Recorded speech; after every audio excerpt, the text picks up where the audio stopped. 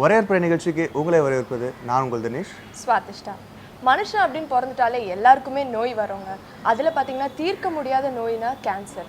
நம்ம சென்னையில் நிறைய கேன்சர் இன்ஸ்டியூட்ஸ் இருக்குது. பட் ஆனால் கேன்சர் பேஷண்ட்ஸ்க்கு ஒரு ஸ்டேஜ் போனதுக்கு அப்புறமா டாக்டரால் கைவிடப்பட்டவங்களுக்காக தான் இன்னைக்கு நம்ம கெஸ்ட் உழைச்சிட்டு இருக்காங்கன்னே சொல்லலாம். கண்டிப்பாங்க. ஸோ இன்றைக்கி நம்ம பார்க்க போகிற விருந்தினரை பற்றி சொல்லணும்னா ரொம்பவே மனிதநேயம் மிக்க மாதா கேன்சர் கேரோட founder and trustee doctor Vijayashree Mahadevan தான் மீட் பண்ண போகிறோம். வாங்க.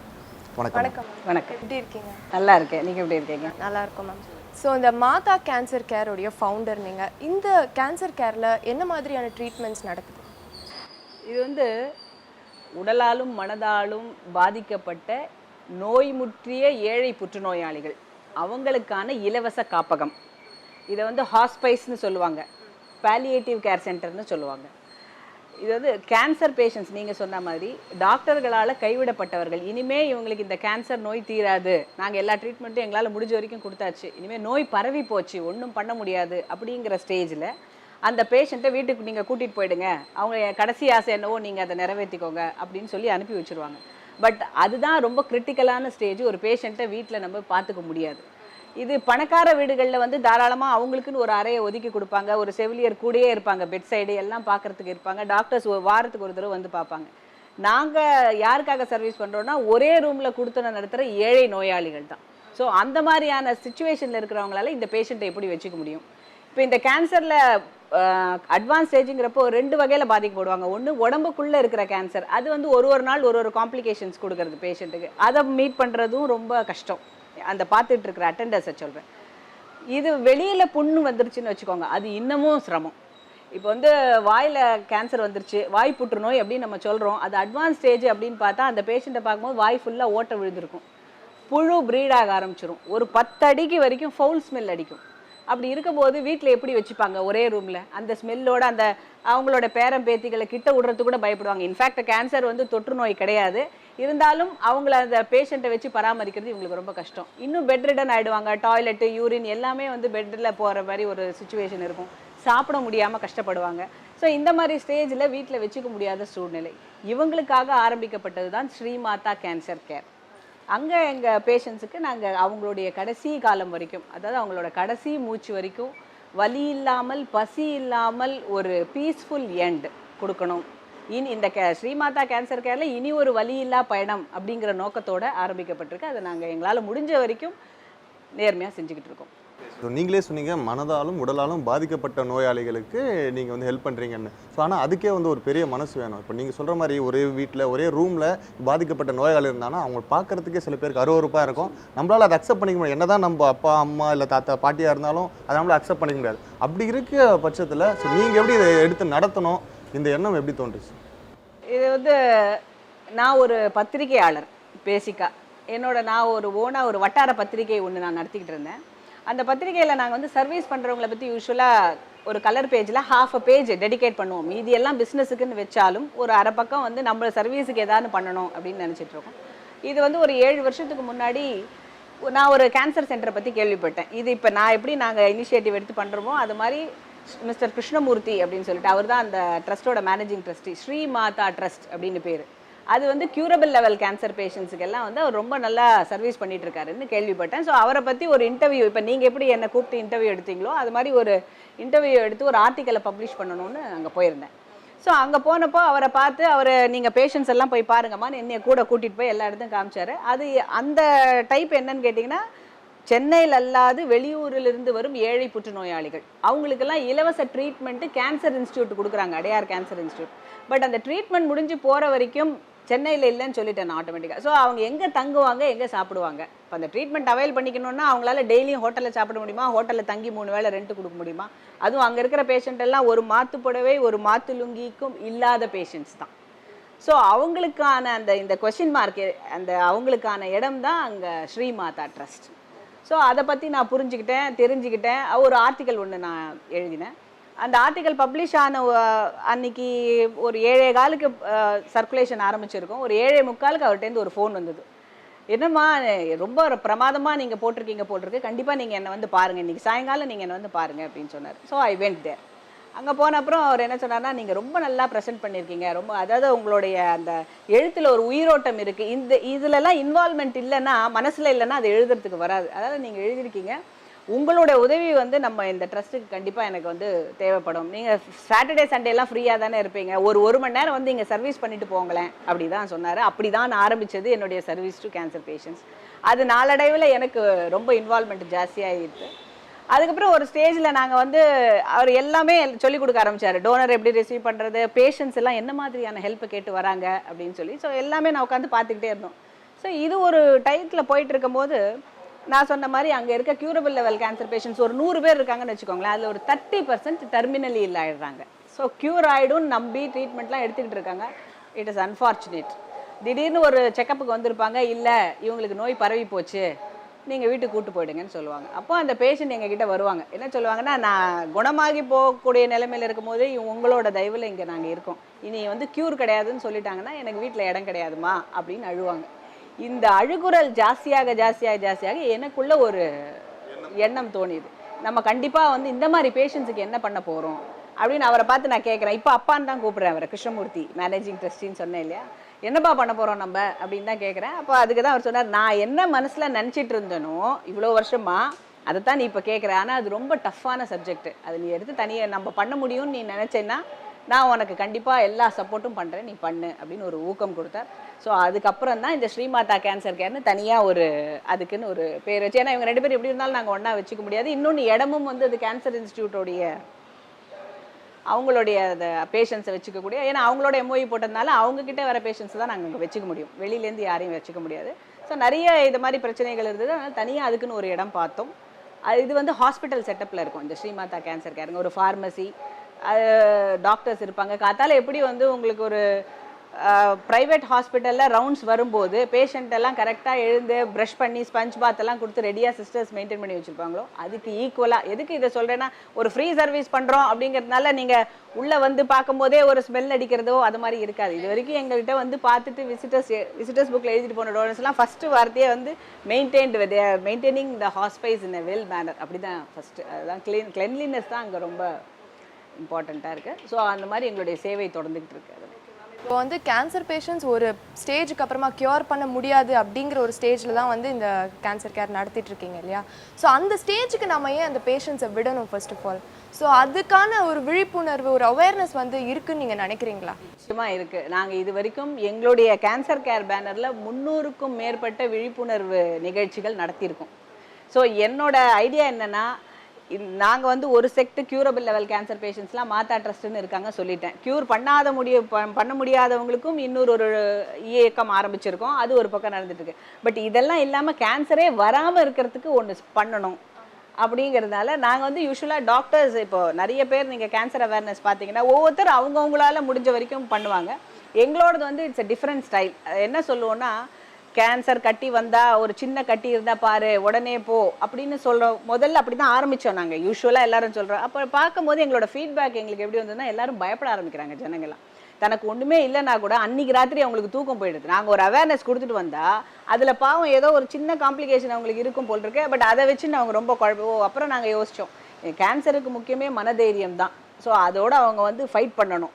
அப்படி இருக்கும்போது தைரியமே இப்போ ஒன்றுமே இல்லாத, நமக்கு வியாதியே இல்லை இருந்தாலும் வியாதி இருக்கோன்னு ஒரு பயம் வந்துட்டுன்னா ஆட்டோமேட்டிக்காக அது அந்த ரிசல்ட் கொண்டு வந்து கொடுத்துரும். மனசு தான் எல்லாத்துக்குமே காரணம், மூல காரணம்.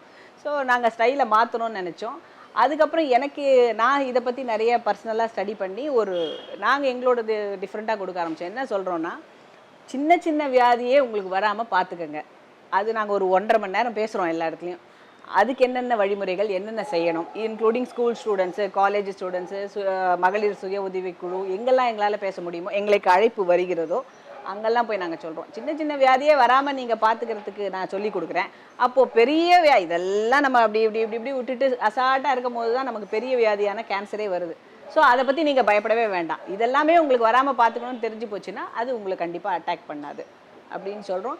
இன்ஃபேக்ட் நான் நினைக்கிறதே என்னென்னா, இன்னும் அட்லீஸ்ட் இன்னும் ஒரு 5-6 ஜெனரேஷனுக்கு அப்புறம், ஏன்னா இந்த கேன்சர் இதை நான் கேட்டு ரொம்ப கஷ்டமாக இருக்குது மனசு. இது கேன்சர் வந்தவங்களுக்கு ஒரு பாதிப்பு, அது கூட இருக்காங்க பாருங்கள் அவங்களுடைய நியர் ஒன்ஸ், அம்மா ஹஸ்பண்டுக்கு வந்தால் ஒய்ஃபோ, இல்லை ஒய்ஃபுக்கு வந்தால் ஹஸ்பண்டோ, இல்லை பாவம் குழந்தைகளோ, அவங்க படுற அவஸ்தை இன்னும் ரொம்ப கஷ்டம். ஸோ இந்த கஷ்டம்லாம் வரக்கூடாது அவங்களுக்கு. இனிமேல் இன்னும் ஒரு ஜெனரேஷன் கழிச்சு கேன்சரே இருக்கக்கூடாதுங்க. அவங்கவுங்க நல்ல ஆரோக்கியமாக இருக்கணும். மக்கள் எல்லாம் எங்களை மாதிரி ஆட்கள்லாம் வேலை இருக்கக்கூடாது. நாங்கள்லாம் ஜாலியாக எங்கள் வேலையை பார்க்கணும். ஸோ இப்படி தான் நினச்சிட்டு இருக்கேன். நான் அந்த நோக்கத்தில் தான் கொடுக்குறோம். ஸோ நீங்கள் சொன்னீங்க இப்போ இந்த உங்களோட கேன்சர் இன்ஸ்டியூட் வந்து அவ்வளோ கிளீனினஸாக மெயின்டைன் பண்ணி வச்சுருக்கீங்க. ஸோ ஒரு ஹாஸ்பிட்டலுக்கு ஈக்குவலாக இதை பண்ணுறீங்கன்னு. ஸோ ஹாஸ்பிட்டலில் அவங்களுக்கு வந்து ஃபீஸ் பே பண்ணுறாங்க. ஸோ அவங்களுக்கு பணம் வருது, அதை மெயின்டைன் பண்ணுறாங்க. ஸோ உங்களால் எப்படி இந்த அளவுக்கு மெயின்டைன் பண்ண முடியும்? எல்லாமே மக்களை நம்பி தான். நிறைய நல்ல மக்கள் இருக்காங்க சார், நல்ல மனம் கொண்ட நன்கொடையாளர்கள். இப்போ நான் இங்கே உட்காந்து பீஸ்ஃபுல்லாக பேசிகிட்டு இருக்கேன்னா, இப்போ இன்னைக்கு நான் பேஷண்ட்டுக்கு சாப்பாட்டு கொடுக்கறதுக்கே இன்னும் அலையணும், சாப்பாட்டுக்கே பைசா வரலன்னு வச்சுக்கோங்க. இப்போ நான் பீஸ்ஃபுல்லாக உட்காந்து உங்ககிட்ட இப்படி பேச முடியுமா? ஸோ அந்த அளவுக்கு கஷ்டம் கொடுக்காமல் நன்கொடையாளர்கள் வந்து அவங்க வீட்டில் நடக்கிற விசேஷமாக இருந்தாலும் சரி, நல்லதோ கெட்டதோ எல்லாத்தையும் இந்த கேன்சர் பேஷண்ட்ஸோட ஷேர் பண்ணிக்கணும்னு நினைக்கிறாங்க. அவங்க கொடுக்குற பப்ளிக் கொடுக்குற டொனேஷன்ஸில் தான் இந்த ட்ரஸ்ட் நடக்குது. ஸோ இட்ஸ் ஒரு ட்ரெயின் ட்ராக் மாதிரி. ஒரு பக்கம் அவங்க வந்து கொடுத்துக்கிட்டே இருக்காங்க, எங்களுக்கு சப்போர்ட் பண்ணுறாங்க, மோட்டிவேட் பண்ணிகிட்டே இருக்காங்க. அதில் சில பேரெல்லாம் நான் குறிப்பிட விரும்பணும்னு நினைக்கிறேன். பட் அவங்க எல்லாரும் என்கிட்ட சொல்கிறது வந்து தயவு செஞ்சு இதை சொல்லாதீங்கன்னு தான். ஒரு டயாலிசிஸ் மிஷின் வாங்கி கொடுக்குறாங்க, அந்த பேரை அதை போட்டால் கூட வந்து கோச்சிக்கிறாங்க. அதான் அவ்வளோ நல்லவங்கன்னு சொல்ல வரேன். எதுக்குங்க இதெல்லாம் போய் போடுறீங்க, வேண்டாம், அதை எடுத்துருங்க. விளம்பரத்துக்காக அவங்க பண்ணல. ஸோ அந்த மாதிரியான நல்ல உள்ளங்கள்லாம் எங்களுக்கு ஹெல்ப் பண்ணுறதுனால தான் we can able to run the show. Okay ma'am. So இந்த மாதிரி ரொம்ப ஒரு ரிஸ்கியான ஒரு சேலஞ்சிங் ப்ரொஃபஷனில் இருக்கீங்க. உங்களுக்கு ஃபேமிலி சப்போர்ட் எந்த அளவுக்கு இருக்குது? ஹோல் ஃபேமிலி எனக்கு சப்போர்ட் பண்ணுறாங்க டோட்டலாக. இப்போது நம்ம ஸ்ரீமாதா கேன்சர் கேர் சொன்னேன் இல்லையா, கடைசி கட்ட நோயாளிகள். அந்த நோயாளிகள் வந்து ஆதரவற்றவர்களாக இருக்காங்கன்னா அவங்களோட எண்டு வந்துருச்சு, இறந்து போயிட்டாங்க. ஸோ அந்த பாடியை கிரிமேட் பண்ணுறதோட பொறுப்பை வந்து என்னை பெற்ற தந்தை அவர் தான் செய்கிறார். என்னுடைய வேலை வந்து ஆம்புலன்ஸில் ஏற்றி டாக்டர்கிட்டேருந்து டெத் சர்டிஃபிகேட் வாங்கி கொடுக்குற வரைக்கும், அந்த ஹாஸ்பைஸோட வாசல் வரைக்கும் என்னோட டியூட்டி. அதுக்கப்புறம் அதை மயானம் வரைக்கும் கொண்டு போய் அவங்களுடைய ஆத்மாவை என்ன பண்ணணுமோ அந்த லாஸ்ட் ரைட்ஸ் பண்ணுற பொறுப்பை என்னுடைய அப்பா அவரே முன் வந்து ஏற்றுருக்காரு. ஸோ அது எனக்கு ஒரு பெரிய சப்போர்ட். இல்லைன்னா நம்மளால் வந்து இதை பண்ண முடியாது. அதே மாதிரி என்னோட ஹஸ்பண்ட் இப்போ இன்னைக்கு உங்கள் இன்டர்வியூக்கு வந்திருக்கேன். அவருக்கு 1008 இருக்குது, இருந்தாலும் அவர் தான் இப்போ வந்து உட்காந்து பார்த்துட்டு இருக்காரு நம்ம. ஸோ அந்த மாதிரி எல்லாத்துக்குமே இந்த மாதிரி பண்ணணும், இது போகணுன்னா இவங்க எல்லாமும் நிறைய ஐடியாஸ் கொடுப்பாங்க. என்னுடைய குழந்தைகள், எங்கள் அம்மா, என்னுடைய அப்பா, என் தங்கை, என் தம்பி, எல்லாருமே டோட்டல் ஃபேமிலி எனக்கு வந்து இந்த சர்வீஸுக்கு சப்போர்ட் பண்ணுறாங்க. அதனால தான் என்னால் வந்து இதை சக்ஸஸ்ஃபுல்லாக பண்ண முடியுது. இன்னொரு விஷயம் என்னென்னா, இது இவ்வளோ தூரம் வந்தது ஃபேமிலி சப்போர்ட், இது எல்லாத்தையும் உருவாக்கி கொடுத்தவர் வந்து கிருஷ்ணமூர்த்தி அப்பா. அவர் தான் ஆணிவேர் இல்லையா. இப்போ அவர் என்னை கூப்பிடலை அப்படின்னா என்னோட வாழ்க்கை திசை மாதிரி போயிருக்கும், எப்படியோ போயிருக்கோம். இன்னும் இந்த ஒரு வட்டாரத்துலேருந்து இன்னொரு ஒரு வட்டாரத்துக்கு எக்ஸ்டெண்ட் பண்ணியிருப்பேன் பத்திரிக்கை, அவ்வளோதான். அப்படி தான் போயிருந்துருக்கணும். என்னை கூப்பிட்டு எனக்குள்ளே இருக்கிற இந்த திறமையை கொண்டு வந்து இன்ஃபேக்ட் இந்த மாதிரி ஒரு சேலஞ்சிங்காக நான் பண்ணணும்னு யோசித்து எனக்கு சப்போர்ட் பண்ணி இதுக்கெல்லாம் பேஸ்மெண்ட் பண்ணி கொடுத்துருக்காரு இல்லையா. ஸோ அவரோட சப்போர்ட்டு தான் ஃபஸ்ட்டு. அதுக்கப்புறம் என்னுடைய family support. Then I am doing my job, என்னுடைய கடமையை செய்கிறேன், அவ்வளோ. ஓகே மேம், நீங்கள் சொன்ன மாதிரி நல்ல மனம் கொண்ட நிறைய பேர் இருக்காங்க. அவங்க எல்லாருக்குமே ஒரு எண்ணம் இருக்கும், இந்த மாதிரி யாருக்காவது உதவி செய்யணும், ஒரு ட்ரஸ்ட் வச்சு நம்ம பண்ணணும்னு. ஆனால் எல்லாராலும் அதை செயல்படுத்த முடியாது. மேபி அவங்களோட ஃபேமிலி சுச்சுவேஷன் அதுக்கு வந்து ஒத்துழைக்காமல் இருக்கலாம், இல்லை அவங்களுக்கு வேறு ஏதாவது வேலையில் பிஸியாக இருக்கலாம். ஸோ நீங்கள் இதை ஆரம்பிச்சிட்டீங்க. பட் ஆனால் ஸ்டார்ட் பண்ணும்போது நிறைய தடைகள்லாம் இருந்திருக்குமே, அதெல்லாம் எப்படி தாண்டி வந்தீங்க நீங்கள்? இல்லை, இது வந்து பெரிய சேலஞ்சிங்கான தடைகள்லாம் எனக்கு ஒன்றும் வரல சார். ஃப்ராங்காக சொல்லணுன்னா எல்லாருமே எனக்கு சப்போர்ட் பண்ணாங்க. என்னோட பிஸ்னஸில் தான், அதாவது முதல்லலாம் வந்து அது வியாழக்கிழமை அன்றைக்கி எனக்கு லே அவுட் இருக்கும். ஸோ வியாழக்கிழமை மாத்திரம் என்னால் அங்கே இருக்க முடியாது. ஆனால் இப்போ வந்து இதுதான் ஃபஸ்ட்டு நான் எடுத்து என்னோடது டோட்டலாக அது வந்து செகண்டரின்னு ஆகிப்போச்சு. அதனால் வியாழக்கிழமை கூட போகிறதில்ல. என்னோட ஃபோனில் மட்டும்தான் நான் மெயின்டைன் பண்ணிகிட்டு இருக்கேன். அதை வேறு ஒரு பொறுப்பான ஒருத்தர்கிட்ட கொடுத்துருக்கேன். அவர் சிறப்பாக பண்ணிகிட்ருக்காரு, அதை நடத்திட்டு இருக்காரு. அதை தவிர்த்து எனக்கு மற்றபடி ஒன்றும் பெரிய சேலஞ்சிங் எல்லாம் ஒன்றும் இல்லை. இது எல்லாமே எனக்கு வந்து நான் பண்ணுறேங்கிறதுக்கு எல்லோரும் சப்போர்ட் பண்ணுறாங்க, நிறைய சப்போர்ட். மேம், ஜென்ரலாக வந்து டாக்டர்ஸ் வந்து பார்த்தீங்கன்னா பேஷண்ட்ஸ் கிட்ட அவ்வளோ எமோஷ்னல் கனெக்ஷன் இருக்கக்கூடாது, பேஷண்ட்டாக பார்க்கணும், அம்மா மாதிரி அப்பா மாதிரி அப்படிலாம் பார்க்கக்கூடாது அப்படின்னு சொல்லுவாங்க. ஸோ நீங்கள் வந்து உங்களோட பேஷண்ட்ஸோட அந்த எமோஷ்னல் கனெக்ஷன் எப்படி இருக்கும்? ஏன்னா ஒரு ஸ்டேஜ்க்கு அப்புறமா அவங்க டெத் ஆக போகிறாங்கன்னு உங்களுக்கு தெரிஞ்சவங்கள தான் நீங்கள் எடுக்கிறீங்க. ஸோ அந்த ஒரு ஃபீல். இந்த மாதிரி ஸ்பெஷலைஸ்டு டாக்டர், இந்த pain and palliative care management இருக்கு இல்லையா, இந்த பெயின் மேனேஜ்மெண்ட் படித்த டாக்டர் வந்து எமோஷனலாகவும் அவங்கள பார்த்துப்பாங்க, சைக்கலாஜிக்கலாக அவங்க ப்ராப்ளத்தை சால்வ் பண்ணுறதும் செய்வாங்க. அந்த ஸ்பெஷலிஸ்ட்டு தான் இந்த டாக்டர்ஸ். ஸோ இப்போ ஜென்ரலாக இருக்கக்கூடிய டாக்டர்ஸ் அந்த மாதிரி அட்டாச்மெண்ட் வச்சுக்க முடியாது. ஏன்னா எவ்வளோ நம்பர் ஆஃப் பேஷண்ட்ஸ் அவங்க பார்க்குறாங்க, பாவம், அது கஷ்டம். பட் இந்த மாதிரி டாக்டர்ஸ் வந்து இதுக்குன்னே ஸ்பெஷலி ட்ரெயின்டு. அதனால் அவங்க வந்து ஃபஸ்ட்டு பேஷண்ட்டோட ஹிஸ்ட்ரி எல்லாம் கேட்டு சைக்கலாஜிக்கலாக பேஷண்ட்டுக்கு என்னென்னா முதல்ல கம்ஃபர்ட்ஸ் கொடுக்க முடியும் அப்படின்னு எல்லாம் பார்த்துட்டு எங்ககிட்ட டிஸ்கஸ் பண்ணுவாங்க. அதுக்கப்புறம் தான் ட்ரீட்மெண்ட்டே. பட் இதெல்லாம் தவிர்த்து நாங்கள் செலுத்தக்கூடிய அன்பு தான் பேஷண்ட்டுக்கு வந்து முக்கியம். இப்போ நான் காத்தால டெய்லியும் ரவுண்ட்ஸ் போயிட்டு இருக்கும்போது அந்த ஒரு பாட்டியை பார்க்குறேன்னு வச்சுக்கோங்களேன், அந்த பாட்டி கையை பிடிச்சின்னு ஒரு 20 மினிட்ஸ் விடவே மாட்டாங்க. சில பாட்டி அவங்களுடைய கதையெல்லாம் என்கிட்ட சொல்லுவாங்க, பேசுவாங்க. சில பேர் வெறும் கண்ணீர் தான் வரும், ஒன்றுமே சொல்ல மாட்டாங்க, அப்படி கையை பிடிச்சிட்டு இருந்திருப்பாங்க. இதெல்லாம் வந்து அவங்களுக்கு தேவைப்படுது, இந்த அரவணைப்பு அவங்களுக்கு தேவைப்படுது. சாப்பிட்டீங்களாமா அப்படின்னு கேட்டால் இதை கேட்க எனக்கு யாரும் இருக்கா அப்படின்னு சொல்லுவாங்க. நீங்கள் என் பேத்தி மாதிரி, நீ என் பொண்ணு மாதிரிமா அப்படின்னு. 2-3 நாள் நான் அவுட் ஆஃப் ஸ்டேஷன் வரல அப்படின்னு சொன்னால் கோச்சிப்பாங்க, என்கிட்ட கேட்பாங்க ஏன் வரல, என்னை ஏன் பார்க்கல வந்து நேத்தின்னு. ஸோ அந்த மாதிரி அவங்களுக்கு அன்பு காட்ட வேண்டிய இடம் தான் அது. அன்பு தான் ஃபஸ்ட்டு.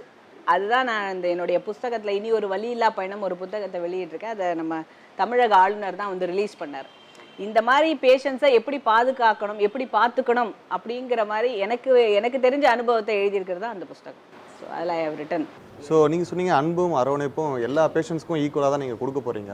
ஸோ நாளைக்கு என்ன ஆக போகுதுன்னு அந்த பேஷண்ட்ஸ்க்கும் தெரியாது, உங்களுக்கும் தெரியாது. ஸோ அப்படி பாஸ் ஆகிட்டு அவங்களுக்கு ஆனப்புறமா உங்களோட மனநிலைமை எப்படி இருக்கும்? இவ்வளோ நாள் இவங்ககிட்ட பேசி பழகிட்டு இருந்தோம், ஸோ இவ்வளோ நாள் இவங்களை பார்த்துட்டு இருந்தோம், அவங்க வந்து அன்பாக கோச்சிக்கிட்டாங்க, இந்த விஷயம்லாம் நாளைக்கு இல்லையே அப்படின்னு நினைக்கும் போது உங்களோட மனநிலைமை எப்படி இருக்கும்? கஷ்டமாக தான் இருக்கும், நிஜமாக கஷ்டமாக தான் இருக்கும். ஏன்னா சில பேஷண்ட்ஸ் வந்து டாக்டர்ஸ் 15 டேஸ் தான் இருப்பாங்கன்னு சொல்லுவாங்க, ஆனால் அவங்க வந்து 1 இயர் வரைக்கும் இருந்திருக்காங்க எங்ககிட்ட. சில பேர் வந்து ஆழ்ந்த தூக்கத்திலேயே போயிடுவாங்க. ஸோ இந்த மாதிரி கேசஸ் இருக்கும், அப்படியும் இருக்கும். பட் அவங்க இல்லை இப்போ பல்ஸ் ரொம்ப லோவாக இருக்குது, எப்போ வேணால் போகலான்னு எங்களுக்கு சொல்லும்போது மனசுக்குள்ளே ஒரு கஷ்டமாக இருக்கும். என்னடா இது நேற்று நம்ம இப்போ போய் பார்த்துட்டு வந்தோமே இப்படி இருக்கேன்னு. பட் அந்த கஷ்டத்தை நான் கேரி பண்ணிகிட்டே அன்றைக்கி ஃபுல்லாக போக முடியாது. ஏன்னா அப்படி போனால் நான் அடுத்த பேஷண்ட்டை பார்க்க முடியாது. அவங்களுக்கு நம்பிக்கையாக நான் சொல்ல முடியும். முதல்ல நான் வந்து நம்ம டியூட்டி கரெக்டாக பண்ணியிருக்கோம் எல்லாம் இருக்கோம்னு அவங்களோட அட்டெண்டன்ஸை சமாதானப்படுத்தக்கூடிய நிலையில் நான் இருக்கணும் இல்லையா? அதுதான் என்னுடைய வேலை. அதை விட்டுட்டு நானேவும் ரொம்பவும் அதை கண்டினியூ பண்ணாக்க எமோஷனுக்கு அதையே நான் நினச்சிட்டு இருந்தாலும் வேலை ஆகாது. ஸோ ஆனால் நான் எல்லாரும் மனுஷங்க தானே. ஸோ கண்டிப்பாக மனசுக்குள்ளே அது ரொம்ப கஷ்டம். ஓகே மேம், உங்களுடைய அந்த ஆர்கனைசேஷனில் எந்த ஏஜ் குரூப் மக்கள் நிறைய பேர் இருக்காங்க? முக்கால்வாசி வயசானவங்க தான் இருப்பாங்க. இந்த 20, 25 வயசு 26 வயசு ஒரு பையன் இருந்தார். அவர் தான், நான் அவர் பேரை சொல்லலை, விரும்பலை. அவர் வந்து இந்த மாதிரி வாய் புற்றுநோய் வந்துடுது only because of bad habits. மற்றபடி அந்த பையனுக்கு உடம்புல எந்த ப்ராப்ளமும் கிடையாது. ஸோ இவ்வளோ நேரம் வந்து நீங்கள் நிறைய விஷயங்கள் சொன்னீங்க, நிறைய நல்ல விஷயங்கள் பண்ணிட்டு இருக்கீங்க. ஸோ நீங்கள் சொன்ன மாதிரியே வந்து இந்த மாதிரி கேன்சர் பேஷண்ட்டே இருக்கக்கூடாது, உங்களுக்கு வேலைகளை வந்து ஃப்ரீ ஆக்கிடணும். அது மட்டும் இல்லாமல் நீங்கள் பேசும்போது கடைசியில் கூட சொன்னீங்க இவங்கள வந்து சௌகரியமாக வச்சுக்கணும் அப்படின்னு சொல்லிட்டு. அதுக்காகவே நீங்கள் சௌகரியமாக இருக்கணும்னு நாங்கள் ஆசைப்படுறோம். ரொம்ப சந்தோஷம். ப்ராஜெக்ட் வந்து வெற்றிகரமாக அமைகிறதுக்கு எங்களோட பெஸ்ட் விஷஸ். தேங்க்யூ. தேங்க்யூ.